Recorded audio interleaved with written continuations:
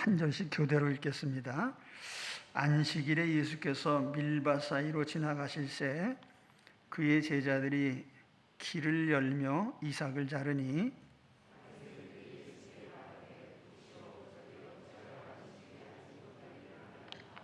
예수께서 이르시되 다윗이 자기와 및 함께한 자들이 먹을 것이 없어 시장할 때에 한 일을 잊지 못하였느냐?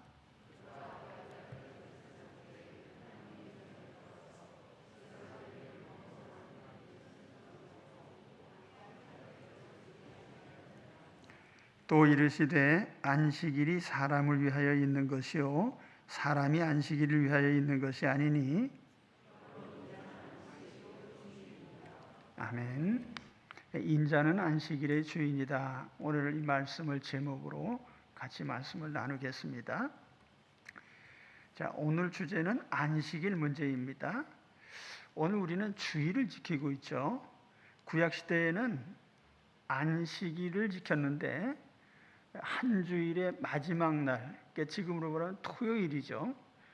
우리가 한 주일을 얘기할 적에 주일이 첫째 날이기 때문에 주초가 되는 것이고 토요일이 마지막 날이니까 주말이 되는 거예요. 근데 우리 수첩이나 이런 데 보면은 잘못 인쇄된 걸 보면 월요일부터 인쇄된 것인데 아니에요. 한 주일의 첫째는 주일이고 마지막 날은 토요일이에요. 구약의 안식일은 두 가지 기념의 의미가 있어요. 첫째는 천지 창조를 기념한 것이고 또 둘째는 출애굽을 기념한 것입니다. 이것은 십계명 출애굽기 20장 11절과 신명기 5장 15절에 분명히 기록되어 있어요. 안식일을 지키는 이유는 첫째는 창조를 기념하는 것이고 또 두 번째는 애굽에서 구원받은 것을 기념하는 것으로 그렇게 되어 있습니다. 그 신약의 주일은 예수 그리스도에게 초점을 맞추고 있죠.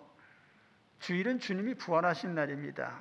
그리고 우리 예수 그리스도께 초점을 맞출 때에 가령 구약의 창조를 기념하고 구원을 기념하는 이 두 가지가 다 예수 그리스도에게 이르러서 이것이 실제적으로 성취된 영적인 성취의 의미가 있어요.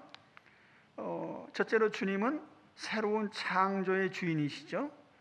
죄인들의 영혼을 새롭게 거듭나게 하시고 또 멸망당할 이 현존하는 세계 대신에 새하늘과 새 땅, 천국을 주신 그런 분입니다.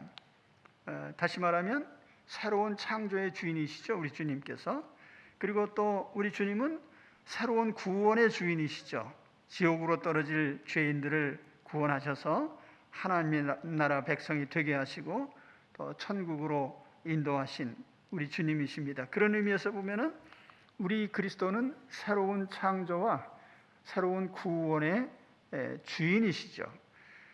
그래서 구약시대 사람들은 매주 마지막 날 안식일이라는 이름으로 지켰지만 주님의 제자들은 주님이 부활하신 그 첫째 날을 소중히 여겨서 그날 예수 그리스도를 중심으로 한 그런 새로운 예배 생활을 시작을 했습니다. 자, 그런데 문제가 되는 것은 그 날을 어떻게 지킬 것인가 하는 지키는 방법의 문제예요.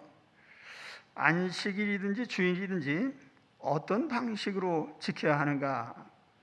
유대인들은 주로 쉬는 데 초점을 맞췄습니다. 그러다 보니까 쉬는 것을 위주로 하다 보니까 노동을 하지 않는, 그러니까 일하지 않는 것에 초점을 맞췄어요. 그러다 보니 자연히 어떤 행위를 하지 않아야 되는지 거기에 초점을 맞춘 거예요. 그래서 바빌론 포로기에 만들어진 미시나에 보면은 안식일을 지키는 구체적인 방법 중에 39가지 하지 말아야 될 일이 나옵니다. 그러니까 무엇을 하지 말아야 되느냐에 초점을 맞추는 거예요. 말하자면 일하지 말라고 하는, 거기에도 초점을 맞추다 보니까 하지 않아야 될 일들에 초점을 맞춰서 율법을 지킨 것이죠. 한편 그리스도인들은 예수 그리스도와 함께하는 생명 구원에 초점을 맞췄어요. 예수님이 죄인들을 구원하신 것과 우리 주님께서 무덤에서 부활하신 그 생명 구원, 생명 부활, 여기에 집중을 했습니다.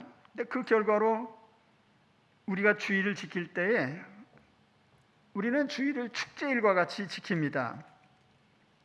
유대인들이 어떤 일을 하지 않고 쉬는 데에 초점을 맞췄다고 하면 우리 그리스도인들은 생명 부활의 기쁨을 나누는 데 주력을 했습니다. 근데 자연히 그 날을 지키는 분위기가 유대인들과 우리 그리스도인들과 전혀 다를 수밖에 없죠. 한쪽은 쉬면서 뭘 안 하는데 주력을 하고, 한쪽은 생명의 기쁨, 생명의 축제에 기쁨을 나누는데 주력을 했단 말이죠. 본문에 보면은 바리새인들과 예수님 사이에 안식일 문제로 충돌이 일어납니다.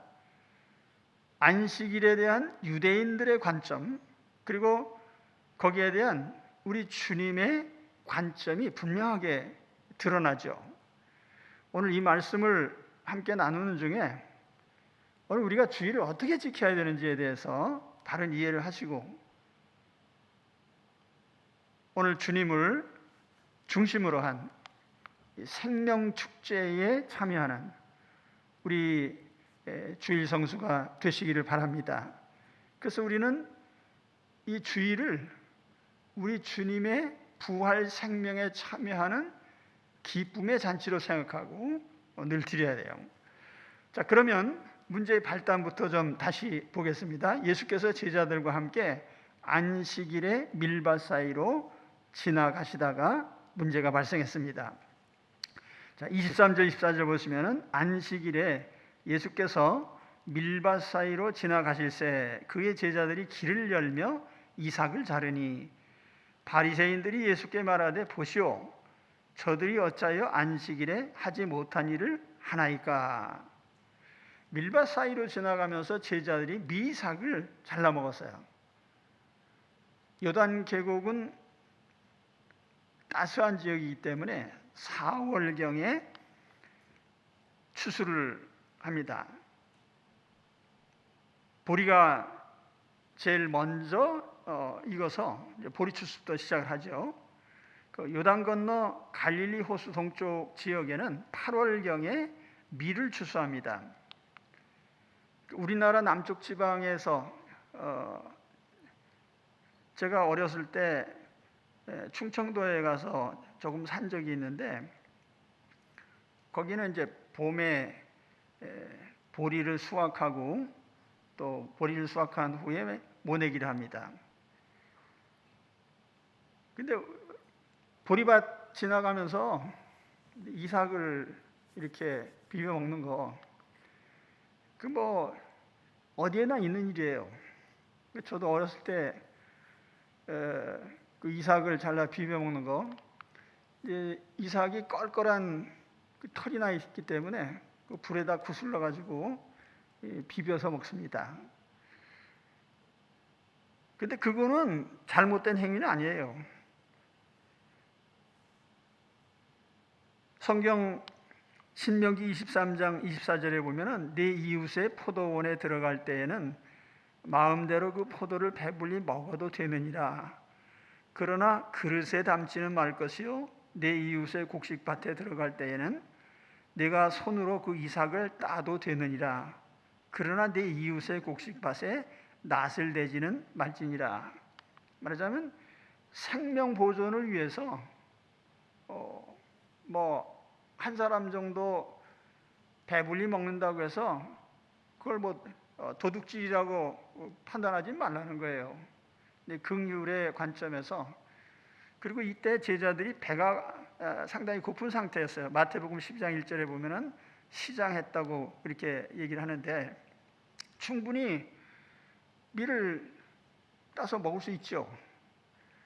근데 여기 바리새인들이 문제 삼은 것은 안식일 계율, 다시 말하면 그들이 말하는 미시나의 39가지 조항에 어긋났다는 거예요.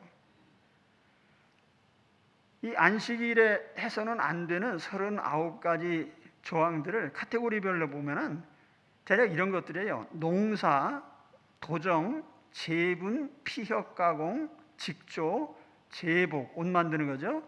도살, 조리, 불 피우기, 건물의 건축과 파괴, 혹은 물건 운반, 이런 카테고리의 주제들인데, 그 중에서도 농사와 관련돼서 금지된 세부 조항을 보면 이런 것들이 있습니다. 씨 뿌리는 것을 금합니다. 쟁기질을 금합니다. 이삭 자르기도 금하고요. 단묶기, 탈곡, 키질, 알곡 고르기, 맷돌질, 채질, 채로 거르는 거 있죠. 그리고 반죽하기, 빵 굽기, 이렇게 해서 이런 것이 세부적으로 다 지정이 되어 있어요. 이런 건 절대로 하지 마라. 그러면 예수님 제자들이 그들의 규칙대로 본다면 뭘 어긴 거냐면 이삭을 잘랐어요. 추수죄입니다. 이게 비벼서 알갱이가 나오게 한 것은 도정죄입니다. 그 도정 자체도 금지된 거거든요. 그러니까 추수죄와 도정죄를 진 거예요, 지금 제자들이. 그래서 바리새인들이 예수님께 항의를 했습니다. 왜 당신의 제자들이 안식일에 못할 일을 하고 있습니까? 바리새인들이 처음에는 그냥 속으로만 꿍꿍거리다가 그 다음엔 제자들한테 뭐라고 하다가 이제는 예수님께 직접 대든 거예요. 당시 랍비들의 가르침에 의하면 제자들의 잘못은 스승이 책임져라. 그래서 이제 제자들이 안식일에 추수와 도정죄를 졌으니까 선생인 당신이 책임지시오. 그런 의미로 이제 항의를 한 것입니다. 자, 그러면 예수님 뭐라고 답변하셨을까요? 다윗이 행한 일을 보라. 주님이 먼저 다윗의 예를 드셨어요. 다윗은 안식일에 진설병을 먹었습니다. 이것은 유대인들의 계율대로 한다면 아주 큰 율법 위반이죠. 자, 25절 26절을 보시면은 예수께서 이르시되 다윗이 자기와 함께한 자들이 먹을 것이 없어 시장할 때에 한 일을 잃지 못하였느냐. 그가 아비아달 대제사장 때에 하나님의 전에 들어가서 제사장 외에는 먹어서는 안 되는 진설병을 먹고 함께한 자들에게도 주지 아니하였느냐. 자, 예수님이 인용하신 다윗 이야기는 사무엘상 21장에 나옵니다. 당시 다윗은 사울의 공격을 피해서 자기 수하에 있는 젊은 사람들 몇 사람과 함께 피신을 다니다가 며칠 동안 줄이는 바람에 굉장히 시장했습니다. 그때에 오늘 말씀에는 제사장 아비아달이라고 나오는데요. 아히멜렉이죠. 이 문제는 뭐 큰 문제는 아닌데 하여튼 대제사장이 있는 그 처소로 갔어요. 아마 거기에 여호와를 경외하는, 경배하는 뭐 법궤가 있었든지 아마 그런 처소였던 것으로 생각합니다. 근데 거기에 하나님의 법궤 앞에 이제 정식으로 만들어진 성막 같은 경우에는 지성소가 있고 휘장이 있고 성소가 있고 그걸 둘러싸고 있는 성막이 있죠. 회막. 그리고 뜰이 있고 또 밖에 울타리가 쳐져 있고 이렇게 되어 있는데 이 당시에는 그렇게 격식을 차린 건물은 아니었던 것 같은데 아무튼 매 한 주간이면은 안식일마다 그 법궤 앞에 진설병상을 차려놨습니다. 그러니까 성소에 그 지성소에 법궤가 있고 거기 휘장이 있고 휘장 바깥쪽으로 성소가 있죠. 성소에 세 가지 성물이 있었습니다. 진설병상이 한쪽에 있었고 또 황금등대가 있고 분향단이 있고. 근데 진설병상이라고 하는 거, 진설병이라는 말은 병자는 떡병자예요. 그 떡을 진설해 놓는다. 영어로 하면 쇼브레드입니다. 말하자면 하나님께 보여드리는, 히브리 말로는 레헴 파님이라고 되어 있어요. 레헴이라는 건 빵, 떡이라는 뜻이고, 파님이라는 건 사실은 얼굴이라는 뜻이거든요. 면전의 떡. 그래서 bread of the presence라고 하는데, 하나님이 임재하신 그런 의미의 하나님의 면전에 드리는 떡, 그런 뜻이에요. 그래서 이 떡은 그 황금상 위에 거기에 밑받침이 있고 떡이 두 줄로 6개씩 쌓여 있어요. 그러니까 여기 한 줄에 6개, 이쪽에 6개. 이 6개의 떡은 합치면 12개인데 12지파를 의미하는 것이었습니다. 매 안식일마다 이제 한 주간 진설했던 떡을 새로운 떡으로 바꿔요. 바꾸면 그 진설했던 떡은 제사장이 먹습니다. 아론과 그 가족이 먹게 돼 있어요. 이게 제사장의 음식이고 거룩한 음식입니다.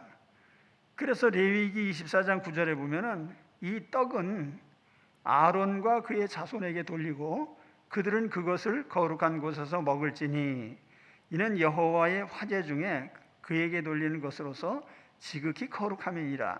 이는 영원한 규례니라. 자, 그런데 우리가 예수님이 인용하신 이 다윗의 사례를 보면서 우리가 어떤 문제에 또 부딪히게 돼요. 그건 뭐냐면 다윗이나 다윗을 따르던 젊은이들이 제사장만 먹는 것을 먹었단 말이에요. 그 제사장의 거룩을 훼손한 거죠. 어떤 의미에서 보면. 근데 제사장권을 훼손했다고 하는, 그건 하나님께서 엄벌에 처하셨거든요. 예를 들면은 우시아 왕은 제사장이 드리는 분향을 하다가 그 자리에서 나병 환자가 됐어요. 사울은 제사장 대신 제사를 드리다가 하나님께 완전히 버림받았어요. 제사장권이라고 하는 것이 굉장히 존중돼야 되고 거룩한 것인데 다윗은 물론이지만 그걸 따라다닌 젊은이들, 제사장이 먹는 거를 다 먹어버렸어요.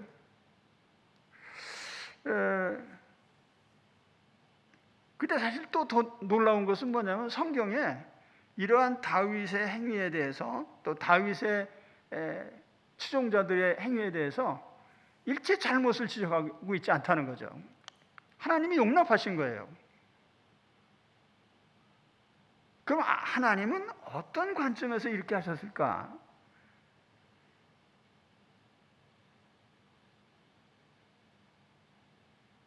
왜 하나님은 다윗이 하나님의 명령을 위반한 것에 대해서 그냥 눈 감고 넘어가셨을까? 근데 사실은 이게 이제 오늘 말씀의 또 초점이에요.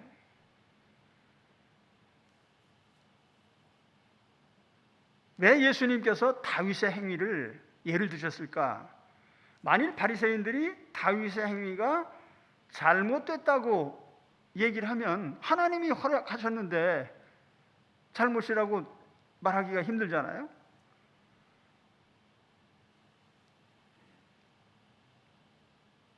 사실 여기에 답이, 제가 이제 이 부분에 대해서 해석하면서 통상 주석가들의 그 주석 보니까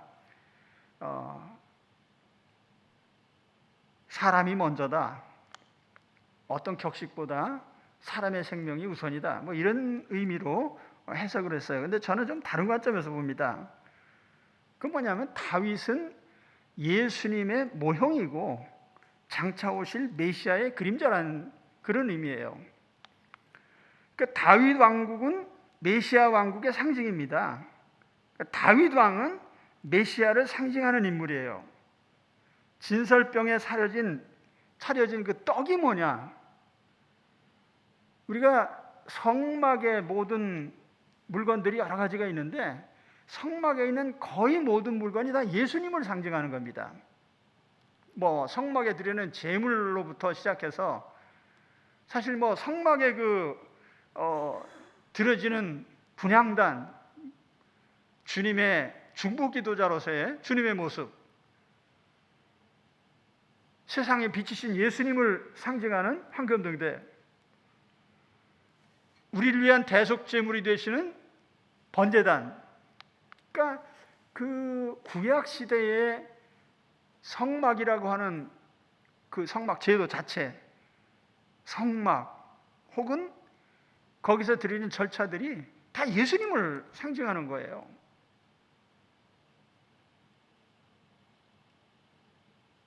그래서 성막에 차려진 그 진설병 떡은 뭐냐? 그 생명의 떡이신 예수님을 상징하는 것입니다. 그래서 요한복음 6장에 나는 생명의 떡이다. 예수께서 이르시되 나는 생명의 떡이니 내게 오는 자는 결코 줄이지 아니할 터이요 나를 믿는 자는 영원히 목마르지 아니하리라. 그러니까 예수님께서 다윗이 진설병 떡을 먹은 것을 얘기하시는데 여기에 안식일을 위반했느냐 안 위반했느냐 그 문제보다 더 큰 문제가 있다는 거죠. 진설병을 먹었는데 다윗이 그래도 하나님이 용납하셨다면 그 다윗은 누구냐 그런 얘기죠. 그 다윗은 예수님이란 말이에요. 하나님이 그렇기 때문에 다윗의 이러한 메시아적인 행위에 대해서 하나님은 다 그냥 인정을 하신 거죠. 예수님을 따르던 다윗도 물론 그렇지만 다윗을 따랐던 젊은이들도 그들이 굶주려 죽을 뻔했는데 다윗을 따라와서 같이 떡을 먹고 살았잖아요. 예수님을 따르는 사람들도 생명의 떡이신 예수 그리스도를 모심으로써 영혼의 영생을 얻고 그 주님으로 말미암아 영생하는 영원한 생명을 얻습니다. 핵심은 예수 그리스도를 믿고 의지하고 따르는 데 있는 거예요. 바리새인들은 안식일에 밀이삭을 먹었느냐 안 먹었냐 가지고 따졌지만은 그 안식일에 밀이삭 먹고 안 먹고 그거는 우리 실상 생명에 아무 지장이 없는 거예요. 그걸 안 먹는다고 해서 바리새인들에게 특별한 무슨 축복이나 혜택이 주어진 게 아무것도 없어요. 그러나 예수님을 따르는 제자들은 예수님께 생명 양식을 얻어 먹었어요. 예수님 자신이 생명 양식이에요. 오늘 우리에게 중요한 것은 안식일에 어떤 행위를 하지 않는 것이 중요한 게 아니고 안식일에 예수님을 중심의 생명 양식으로 구주로 모시는 것이 더 중요해요. 우리는 매 주일마다 예수님과 함께 우리 예배에 참여하는 자들은 예수님의 생명의 떡을 먹고 예수님의 생수를 마시는 거예요. 초대교회 예배는 예배 때마다 성찬식을 했거든요. 그 성찬이 뭐냐면 생명의 떡이 되시는 내 살을 먹어라 영생하리라 내 피를 마셔라. 그러니까 우리가 예수 그리스도와 함께하는 예수 그리스도를 중심에 모시고 주님을 통해서 영생을 얻고 그러므로 말미암아 천국의 기쁨을 같이 나누는 이 영혼의 생명에 충만한 축복이 주님을 모심으로써 이루어지는 겁니다. 그게 우리 주일 예배의 핵심적인 체험인 것입니다. 오늘 여기에 오늘 우리 예배에 참여하신 우리 성도 여러분 예수님을 중심에 모시고 주님과 함께 영혼의 생명에 충만한 생명의 충만함을 받으시기를 축원합니다. 영혼이 살고 육신이 살고. 그래서 예수님은 다윗의 예를 드셨는데 사실 저는 이 장면에서 제일 중요한 것은 다윗은 곧 예수님이다 그 얘기예요. 예수님을 따르면 생명의 양식을 먹는다. 그리고 살아난다. 할렐루야. 자, 그 다음에 이제 예수님께서 안식일이 존재하는 이유에 대해서 조금씩 설명을 또 덧붙이십니다. 안식일이 사람을 위하여 있다. 안식일이 존재하는 이유는 사실은 하나님께서 인간의 행복을 위해서 만들어주신 거예요. 27절에 보면 또 이르시되 안식일이 사람을 위하여 있는 것이요 사람이 안식일을 위하여 있는 것이 아니니. 아주 유명한 말씀인데요. 안식일 제도는 창조의 한 부분이죠. 하나님이 천지 만물을 만드시고 그 천지 만물을 인간에게 맡기셨어요.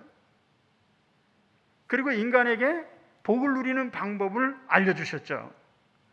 그 가운데 하나가 바로 안식일 제도입니다. 그래서 안식일은 하나님이 인간을 위해서 만들어주신 제도입니다. 사람이 안식일을 위해서 존재하는 게 아니고 안식일이 사람을 위해서 존재하는 거예요. 이러한 안식일의 존재 이유는 율법의 존재 이유에 대해서도 같은 맥락에서 우리가 생각해 볼 수 있는 거예요. 율법이 왜 존재하죠? 율법은 사실은 하나님 자신에게는 사실 그런 게 필요 없어요. 인간 때문에 주신 거예요.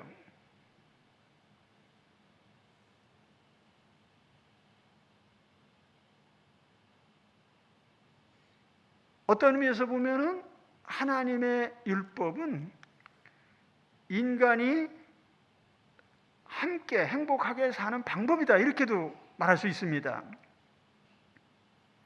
율법에는 하라는 것과 하지 말라는 게 있죠. 그렇게 함으로써 실상 그 혜택은 다 누구에게 돌아가느냐면 인간에게 돌아가는 거예요.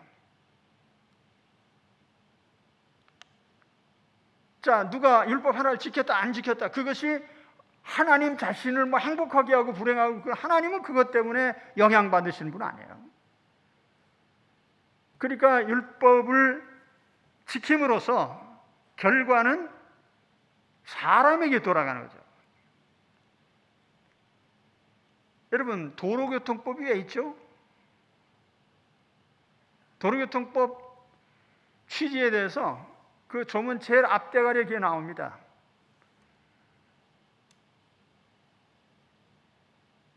도로 위에서 발생하는 모든 위험을 제거하고 차량들이 안전하고 원활하게 움직이게 하자. 그러니까 도로교통법이 없다면 서로 먼저 가려고 하고 우왕좌왕하면서 부딪히면서 오히려 소통이 더 안 되고 꽉 막혀버릴 거예요. 그러니까 도로교통법이 있음으로 말미암아서 차가 원활하게 움직여서 서로에게 사실은 유익이 되는 거죠. 율법이라고 하는 것도 그 율법을 지킴으로써 그것이 인간관계나 인간 사회가 공존하는 데에 아주 좋은 방법이 되는 거예요. 그 문제는 사람들이 안 지키는데 문제가 있는 거죠.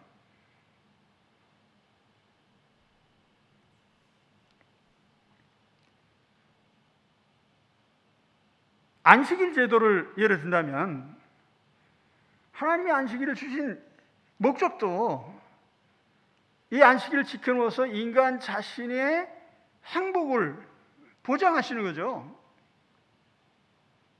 그 제도로 말미암아서 안식일 날 하나님이 제도를 만드시지 않으셨으면 안식일까지 돈 벌려고 죽도록 일하다가 다 죽을 거예요.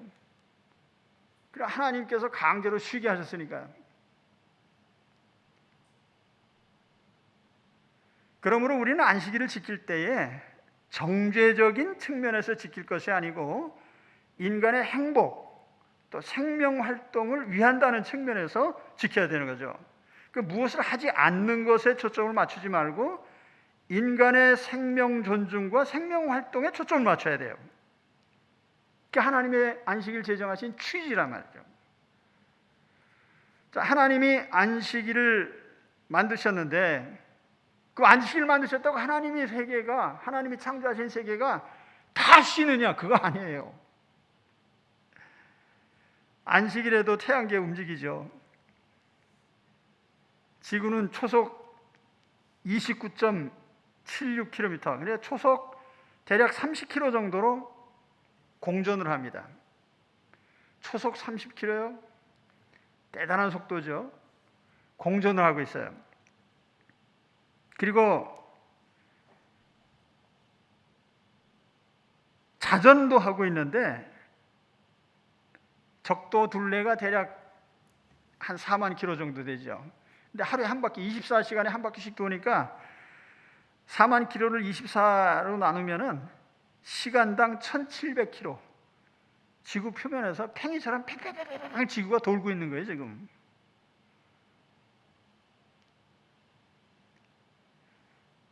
안식일에도 밀물과 썰물은 계속 들락날락합니다. 안식일에도 비가 오고 눈이 오고 기상이 변합니다. 안식일에도 모든 식물이 생장하고 결실합니다. 안식일에도 동물들이 먹이를 찾아 움직이죠. 인간 사회도 마찬가지예요. 자, 오늘과 같이 복잡한 사회 구조 속에서 우리는 주일날 지금 예배 드리고 있습니다. 이 시간에도 만일 우리가 전기가 들어오지 않으면 어떻게 하겠어요? 발전소에 발전기가 돌아가요. 변조소에서 송전을 합니다. 수많은 통신사들이 통신을 할 수 있도록 일을 하고 있습니다. 사람이 움직이도록 차량 운행이 되고 있고요. 환자들을 진료하기 위해서 병원에서 진료를 합니다.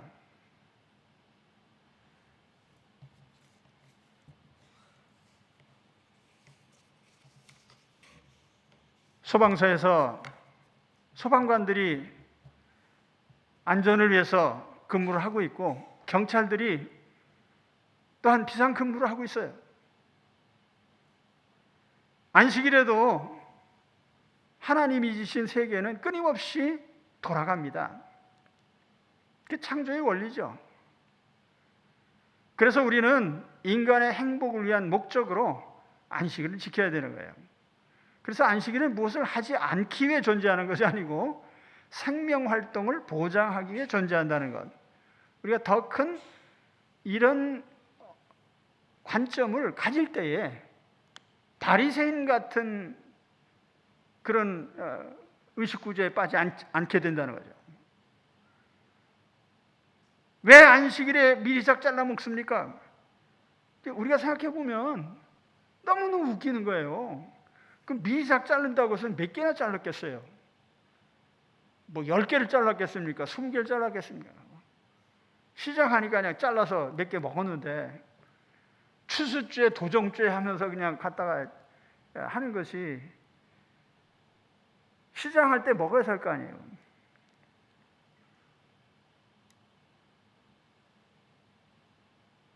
그래서 우리는 안식일은 인간 자신의 행복을 위한 것이다. 그래서 여기에 안식일이 사람을 위해 있는 것이지 사람을 위해 안식일이 있는 게 아니다. 거꾸로 말했나? 제가 뭐라고 했죠? 안식일이 사람을 위해 있는 것이고 사람이 안식일을 위해 있는 게 아니에요. 그렇죠? 예. 하나님의 취지가 그렇다는 얘기예요. 자, 그 다음에 더 중요한 원리가 여기 하나 들어 있습니다. 마지막 말씀에 시간은 하나님 소유다. 다시 말하면 여기 예수님께서 인자는 안식일의 주인이다, 그런 말씀하셨잖아요. 정말 이거는 의미심장한 말씀이에요. 시간은 하나님 소유예요. 시간을 만드신 분도 하나님이시고 시간을 소유하신 분도 하나님이십니다.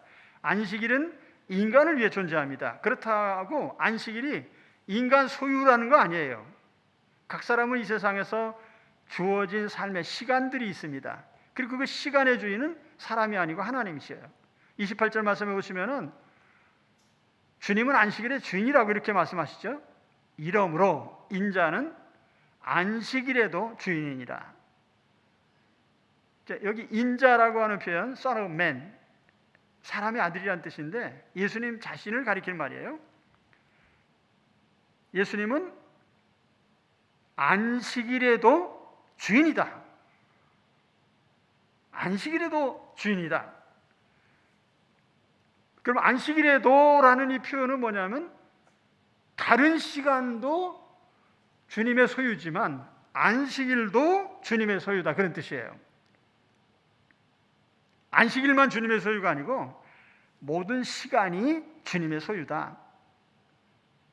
주님이 관할하시고 주님의 통제 아래 있어요. 시간 세계라고 하는 것. 우리가 흔히 물리적 공간을 4차원의 세계라고 합니다. 점이 하나 있어요. 점이 움직이면 선이 되고, 선이 움직이면 면이 되고, 면이 움직이면 공간이 돼요. 그런데 공간이 됐다고 해서 거기에 생명체가 있는 게 아니에요. 거기 시간이라고 하는 개념이 들어가야 돼요. 그래야 생명체가 거기 비로소 움직이기 시작하는 거예요. 움직임이라고 하는 것은 시간이 포함되지 않으면 존재할 수 없는 거예요. 그렇기 때문에 하나님이 창조하실 때에 이런 물리적인 공간뿐 아니라 시간이라고 하는 매우 소중한 의미 있는 것을 만드셔서 생명체들에게 주신 거죠. 이 세상의 모든 움직이는 것은 다 시간 세계 속에 있습니다.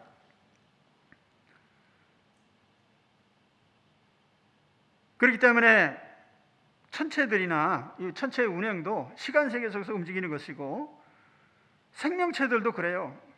시간 세계 통제 아래에서. 제가 어제 집사람하고 어디 갔다 오면서 하루살이가 이게 아주 한 2마리만 하루살이가 날아다니면은 엄청 신경이 쓰여요. 그때 가만히 보니까 하루살이가 지구상에서 가장 번성하는 족속 중에 하나예요. 진짜 하루를 사는지 사흘을 사는지 모르겠는데, 뭐 며칠 산다고 쳐도 그 며칠 살기 위해서 상당히 열심히 사는 거예요.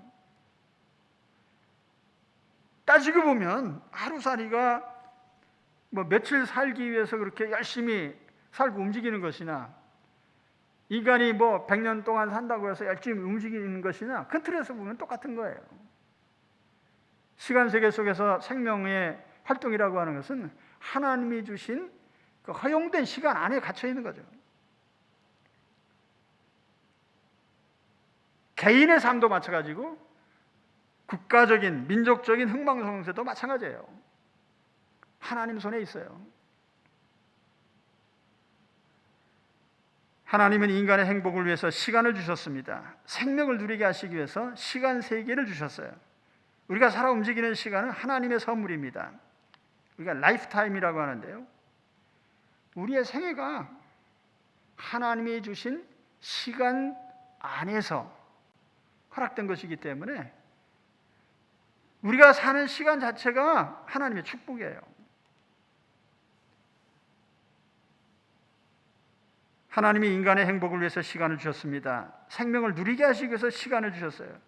살아 움직이는 것은 하나님의 선물입니다. 그리고 우리는 일생 주어진 시간을 잘 사용해야 돼요. 여러분, 나에게 주어진 삶의 시간들은 하나님 선물입니다. 정말 중요한 거예요. 하나님 선물이에요. 자, 그럼 오늘 말씀의 핵심이 뭐죠? 안식일을 어떻게 지킬 것이냐 그랬죠? 다른 말로 하면 하나님 주신 시간을 어떻게 써야 되느냐 하는 그 문제와 또 연결이 되는 거죠.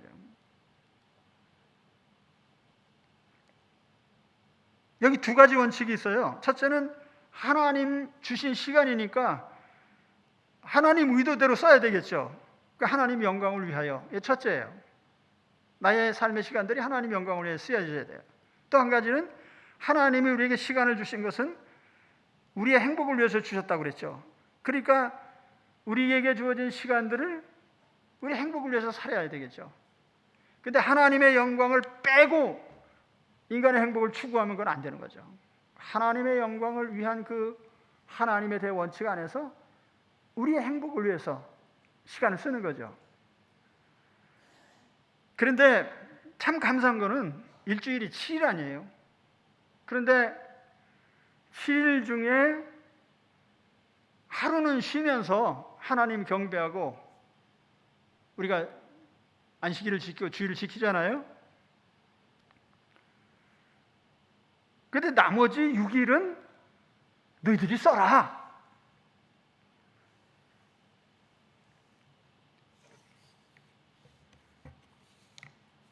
출애굽기 20장 9절과 신명기 5장 13절에 똑같이 언급된 안식일 계명 중에 중요한 말씀이 있는데, 안식일을 지켜라라고 할 때 요 구절은 항상 빼요. 사람들이 기억을 안 해요. 근데 사실 이게 굉장히 중요한 구절이에요. 뭡니까? 엿새 동안은 힘써 내 모든 일을 행할 것이니. 네가 살고 싶어? 그러면 하루는 내가 쉬면서 경배하는 정말 그런 시간으로 보내야 되는데, 나머지 6일 동안 네가 하고 싶은 걸 해봐.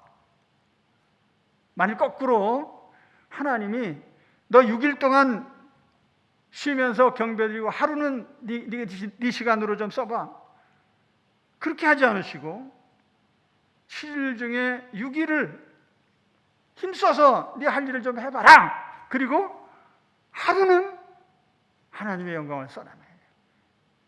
물론 우리가 모든 시간이 다 하나님의 영광을 위한 것이지만, 내가 하나님의 은혜 안에서 마음껏 시간을 쓰라는 거죠. 할렐루야. 그 사람들이 거꾸로 살아요. 이 원칙대로 살면 우리가 행복한 거죠. 그래서 어떤 면에서 보면 우리가 주일 하나님 앞에 와서 예배 드리는 시간, 주일이라고 해서 하루 종일 예배만 드리는 거 아니잖아요. 쉬면서 하나님 앞에 경배 드리고 안식하고 모든 것이 회복되고, 그러니까 이 영적인 축복을 받아야 우리가 건강한 생활을 하는 거예요.